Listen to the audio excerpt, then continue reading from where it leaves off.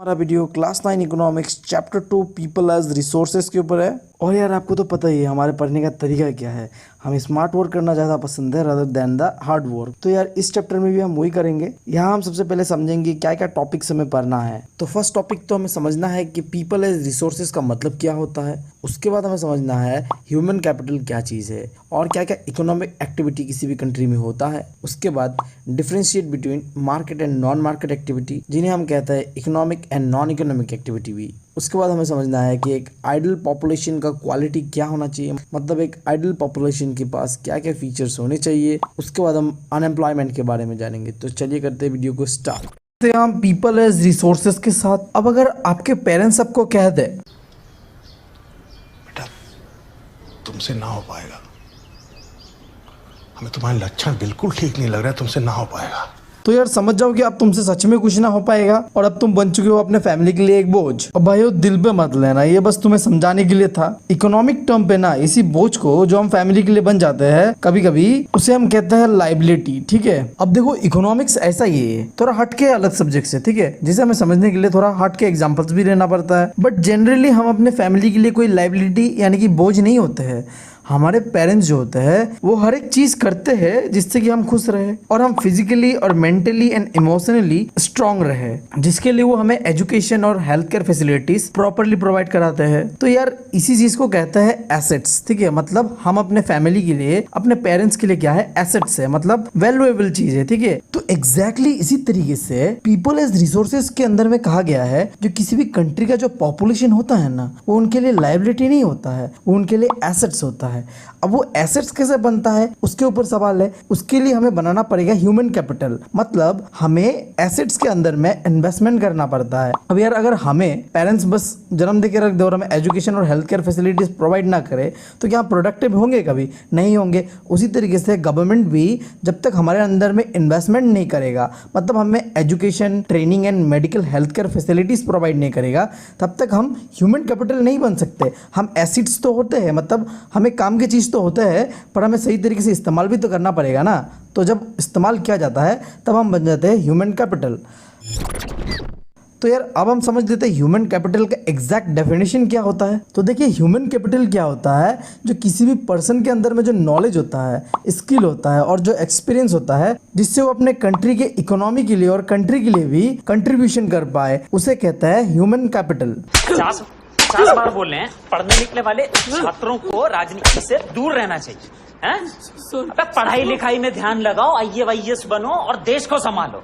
समझते हैं third point, economic activity. अब अगर एग्जाम पे आपको आ गया व्हाट इज इकोनॉमिक एक्टिविटी, तो आप बता देना इकोनॉमिक एक्टिविटी ऐसे एक्टिविटीज होते हैं जिनसे हमें क्या मिलता है, मनी मिलता है। ठीक है, और साथ ही साथ हम अपने नेशनल इनकम जो होता है कंट्री का, उधर वैल्यू एडिट करते हैं, मतलब उस पर कंट्रीब्यूशन करते हैं। ठीक है, फिर इकोनॉमिक एक्टिविटीज को फिर डिवाइड किया गया है 3 सेक्टर्स में। पहला है प्राइमरी सेक्टर, दूसरा है सेकेंडरी सेक्टर, तीसरा है टर्शरी सेक्टर। अब एक एक को समझ लेते हैं। अब यार प्राइमरी सेक्टर के अंदर में मेन एक्टिविटीज जो आता है, agriculture, forestry, fishing, poultry farming and ETC। ठीक है, उसके बाद आ जाए हम सेकेंडरी सेक्टर पे। तो सेकेंडरी सेक्टर पे मेनली होता है मैन्युफैक्चरिंग एंड प्रोसेसिंग इंडस्ट्रीज। ठीक है, और थर्ड सेक्टर जो होता है वो है टर्सरी सेक्टर, जिसके अंदर में आता है trading, transport, communication, banking, education, health care facilities, ETC। Fourth point को समझते हैं, difference between market and non market activities. अब क्या होता है एग्जाम में कभी कभी market and non market activities की जगह में economic and non economic activities भी आ जाता है। तो इससे आप कंफ्यूज मत होना, दोनों एक ही चीज है। ठीक है, तो देखो बेसिक डिफरेंस तो इन दोनों के बीच में ये है कि जो इकोनॉमिक एक्टिविटी है, फिर जो मार्केट एक्टिविटीज है, उनमें आपको क्या मिलता है, काम करने से पैसा मिलता है। ठीक है, बट नॉन इकोनॉमिक एक्टिविटीज में आपको कोई पैसा रिलेटेड काम नहीं होता। ठीक है, आप कुछ भी काम कर दो उसके बदले में आपको कोई पैसा वैसा नहीं मिलने वाला। ठीक है, बट यार इकोनॉमिक इतना सिंपल तो है नहीं, हमें इन्हें 3 पॉइंट्स में डिफरेंशिएट करना पड़ेगा। ठीक है, तो चलिए हम करते हैं उसे। तो पहला डिफरेंस तो ये है कि मार्केट एक्टिविटीज के अंदर में हम वैल्यू एडिट करते हैं अपने नेशनल इनकम के अंदर में, और नॉन मार्केट एक्टिविटीज़ में हम कोई वैल्यू एड नहीं करते अपने नेशनल इनकम के अंदर में, ठीक है। उसके बाद जो मार्केट एक्टिविटीज़ होता है वो होता है मेनली प्रॉफिट के लिए और सैलरी के लिए, बट नॉन मार्केट एक्टिविटीज़ जो होता है वो होता है सेल्फ कंजम्पशन के लिए, मतलब जो अपने लिए, ठीक है। उसके बाद जो एग्जाम्पल होता है मार्केट एक्टिविटीज़ का, जैसे कि फार्मिंग हो गया, जॉब्स हो गया, गवर्नमेंट और बिजनेसेस हो गया। देखिए जो मार्केट एक्टिविटीज़ का जो बेस्ट एग्जाम्पल है वो जो हमारे फादर है जो कि कमा के लाते हैं हमारे लिए, तो वो है मार्केट एक्टिविटी या फिर इकोनॉमिक एक्टिविटी। बट जो नॉन इकोनॉमिक एक्टिविटी या फिर नॉन मार्केट एक्टिविटीज़ होता है वो होता है हाउस वाइफ, मतलब जो हमारे मम्मी होते हैं, ठीक है, जो घर में रहता है, जो दिन भर काम तो करते हैं बट उनको हम कोई पैसा नहीं देता है, ठीक है। तो यही है नॉन मार्केट एक्टिविटी। देखिए क्वालिटी ऑफ पॉपुलेशन डिपेंड करता है पूरी तरीके से कि एक कंट्री के लोग कितने पढ़े लिखे हैं और उनका हेल्थ कंडीशन कैसा है। अगर किसी कंट्री के लोग ज्यादा लिटरेट होते हैं यानी कि ज्यादा पढ़े लिखे होते हैं और उनका हेल्थ कंडीशन भी बेटर होता है, तब उनका जो इकोनॉमिक ग्रोथ रेट है ना वो भी हाई होगा। वहीं पे अगर एक देश के लोग अनपढ़ रहते हैं, मतलब इलिटरेट रहते हैं और उनका हेल्थ कंडीशन भी उतना अच्छा नहीं रहता है, तो क्या होता है उसका ग्रोथ रेट जो होता है इकोनॉमी का वो भी लो रहता है। तो इसीलिए क्वालिटी ऑफ पॉपुलेशन बहुत इंपॉर्टेंट रोल प्ले करता है। अगर क्वालिटी ऑफ पॉपुलेशन अच्छा ना हो तो वो एक देश के लिए लाइबिलिटी बन जाता है, यानी कि बोझ बन जाता है। वहीं पे अगर एक देश का क्वालिटी ऑफ पॉपुलेशन अच्छा हो तो वहाँ के लोग उनके लिए एक प्रोडक्टिव एसेट्स बन जाता है। क्लियर है आपको ये चीज़? तो अब सवाल ये उठता है कि हम कैसे क्वालिटी ऑफ पॉपुलेशन को बेटर से बेटर कर सकते हैं। तो देखिए क्वालिटी ऑफ पॉपुलेशन को इम्प्रूव करने के लिए हमें दो चीज़ के ऊपर फोकस देना पड़ता है। पहला है एजुकेशन, दूसरा है हेल्थ केयर फैसिलिटीज। तो चलिए हम एक एक करके समझते हैं एजुकेशन और हेल्थ केयर का रोल क्या रहता है क्वालिटी ऑफ पॉपुलेशन के इम्प्रूवमेंट में, ठीक है। तो अगर हम बात करें एजुकेशन का, तो अगर हमें मिले प्रॉपर एजुकेशन, इससे हम सोसाइटी के लिए भी काम आ सकते हैं और साथ ही साथ एजुकेशन के हेल्प से हम प्रॉपर जॉब अपॉर्चुनिटीज भी प्रोवाइड करके अपने इकोनॉमी को भी कंट्रीब्यूट कर सकते हैं और साथ ही साथ हम अपने कंट्री के गवर्नेंस में भी इफिशियंसी ला सकते हैं। मतलब ये जो करप्शन देखते हैं आप, ये जो डर्टी पॉलिटिक्स होता है, इन सबको भी रोक सकते हैं अगर हम रहे एजुकेटेड। और यही सारे चीज़ों की वजह से हमारे पेरेंट्स हमसे अक्सर कहता है बेटा पढ़ लिख लो। अब यार गवर्नमेंट ने इतने सारे एजुकेशन का इम्पोर्टेंस को देखते हुए कुछ स्टेप्स लिया है। अब ऐसा क्या स्टेप्स लिया है जिससे कि वो एजुकेशन को इनकरेज कर सके और प्रमोट कर सके अपने लोगों के बीच? तो पहला तो इंडिया में सर्व शिक्षा अभियान लॉन्च किया गया, जिसके अंदर में 6 से लेके 14 ईयर्स के जितने भी बच्चे हैं उन्हें कंपलसरी कर दिया गया एजुकेशन और फ्री कर दिया गया, ठीक है। फिर जो मिड डे मील प्रोग्राम उसे चलाया गया और फिर जो 11th 5 ईयर प्लान था, इसमें गवर्नमेंट ने काफ़ी फोकस दिया एजुकेशन के ऊपर और इसी दौरान काफ़ी सारे यूनिवर्सिटीज़ एंड कॉलेजेस खुले ऑल ओवर द इंडिया, ठीक है। और फिर स्टेट्स के अंदर में जो हर एक डिस्ट्रिक्ट है उसके अंदर में नवोदय विद्यालय का स्कूल खोला गया। एक समय था जब इंडिपेंडेंट के समय हमारा 0.64% ओनली बजट आता था एजुकेशन के लिए, जो कि इंक्रीज होके 2003-04 में 3.3% है। और अगर हम अभी का बात करें एट प्रेजेंट, ये जो मोदी गवर्नमेंट है इनके अंदर में और इंक्रीज हुआ, इस समय 4.6% है एजुकेशन का बजट। तो यार अब सवाल ये उठता है कि अगर गवर्नमेंट ने भी इतना इन्वेस्टमेंट किया, इतना फोकस दिया और फिर एजुकेशन का इतना इंपॉर्टेंस भी है, तो इंडिया में लिटरेसी रेट एग्जैक्टली है कितना?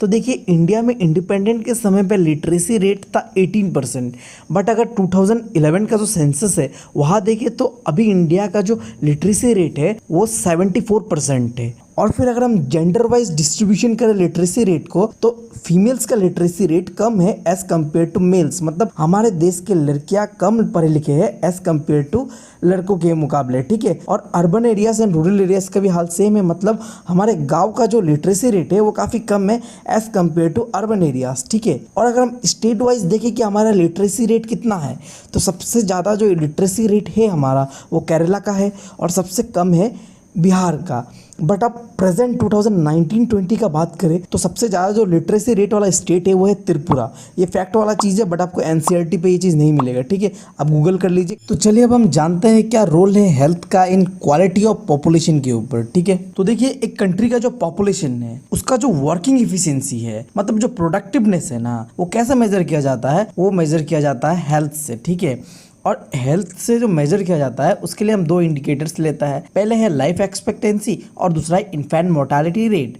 अब देखिए इंडिपेंडेंट से ही हमारा जो लाइफ एक्सपेक्टेंसी था वो इंक्रीज हुआ है। इंडिपेंडेंट के समय में हमारा लाइफ एक्सपेक्टेंसी था 37 ईयर्स, जो कि बढ़ के 62 हुआ इन 2001 और इस समय 70 से भी अबव है।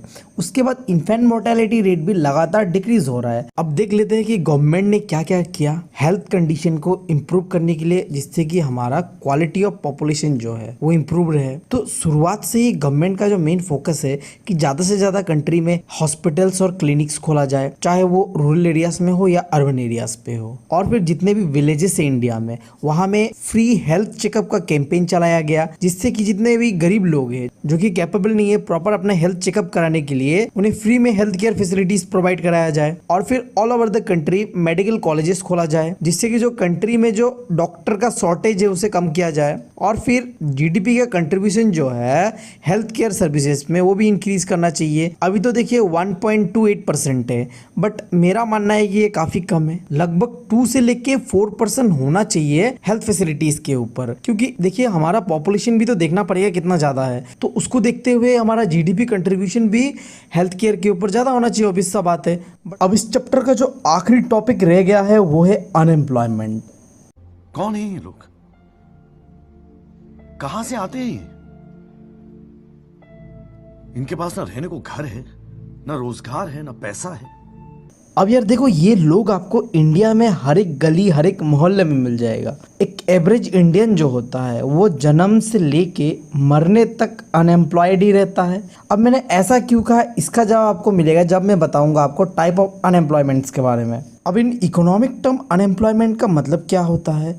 अब देखिए, अनएम्प्लॉयमेंट ऐसे लोग हैं जो विलिंग भी है, एबल भी है वर्क करने के लिए, मतलब वो चाहते भी है और वो कर भी सकते हैं काम, फिर भी उन्हें काम नहीं मिलता है, तो हम तब कहते हैं उन्हें अनएम्प्लॉयमेंट। अब देखिए, अनएम्प्लॉयमेंट का जो एज लिमिट भी बहुत जरूरी चीज़ होता है। ऐसा नहीं होता है कि हम बूढ़े और बच्चों को भी अनएम्प्लॉयड कहते हैं, ठीक है। अनएम्प्लॉयड बेसिकली जो वर्किंग पॉपुलेशन होता है, जो 15 से लेकर 60 ईयर्स के जो एज के लोग होते हैं वही होते हैं अनएम्प्लॉयड, जब उन्हें जॉब नहीं मिल रहा होता, ठीक है। अब अगर हम बात करें टाइप ऑफ अनएम्प्लॉयमेंट का, तो हम अनएम्प्लॉयमेंट को बांट सकते हैं रूरल एंड अर्बन अनएम्प्लॉयमेंट पे। देखिए, रूरल में आता है सीजनल एंड डिस्गाइज और अर्बन में आता है एजुकेटेड अनएम्प्लॉयमेंट। अब तीनों को समझ लेते हैं। तो सीजनल अनएम्प्लॉयमेंट क्या चीज़ है बेसिकली, जो देखिए जो लोग कुछ समय के लिए बेरोजगार रहते हैं, मोस्टली जो लेबर क्लास के लोग होते हैं जो कि 3 से 6 महीने के लिए अनएम्प्लॉयमेंट रहते हैं ना, तो उसे कहते हैं हम सीजनल अनएम्प्लॉयमेंट। फिर आता है डिस्गाइज अनएम्प्लॉयमेंट। ऐसा सिचुएशन होता है डिस्गाइज अनएम्प्लॉयमेंट का, जिस सिचुएशन में हमें 10 लेबर का जरूरत है बट हम उससे ज़्यादा लेबर का इस्तेमाल जब कर रहे हैं, तब हम उन्हें कहेंगे डिस्गाइज अनएम्प्लॉयमेंट। मतलब एक काम के लिए हमें जितना लोग चाहिए उससे ज़्यादा लोग को हम लगा लेते हैं, तब हम उन्हें कहते हैं डिस्गाइज अनएम्प्लॉयमेंट, जो एक्स्ट्रा लोग हैं उन्हें, ठीक है। और फिर जो तीसरा अनएम्प्लॉयमेंट का कैटेगरी है जो कि एजुकेटेड अनएम्प्लॉयमेंट, जो मैंने एग्जांपल बताया था आपको कि जन्म से लेके बूढ़े तक अनएम्प्लॉयड रहते हैं, तो वो इन्हीं कैटेगरी में आता है। यहाँ में क्या होता है, एक आदमी है जो पढ़ा लिखा है, सब कुछ है, डिग्री है, सब है उसके पास, फिर भी वो अनएम्प्लॉयड है। और क्या होता है कि कभी कभी उन्हें जॉब मिल भी जाता है बट वो जो करना चाहता है वो उन्हें नहीं मिल पाता है, तो इसके वजह से वो अल्टीमेटली अनएम्प्लॉयड ही है। और ये कुछ अनएम्प्लॉयमेंट के नेगेटिव इम्पैक्ट है, उन्हें आप खुद से देख लेना। 5 पॉइंट मैंने दिया हुआ है, इजीली आप समझ जाएंगे, ठीक है। कोई मुश्किल चीज़ नहीं है यहाँ में, आप इजीली समझ सकते हैं, ठीक है। तो मैं ये आपके ऊपर ही छोड़ रहा हूँ। अब भाई यही था डिटेल एक्सप्लेनेशन इस चैप्टर का। उम्मीद करता हूँ कि आपको पूरा समझ में आ गया होगा। अगर कोई डाउट है तो आप कमेंट बॉक्स में जाके मुझे पूछ सकते हैं। और अगर वीडियो अच्छा लगा और मेरा मेहनत आपको पसंद आया तो वीडियो को लाइक कर दीजिए और चैनल को सब्सक्राइब कर दीजिए।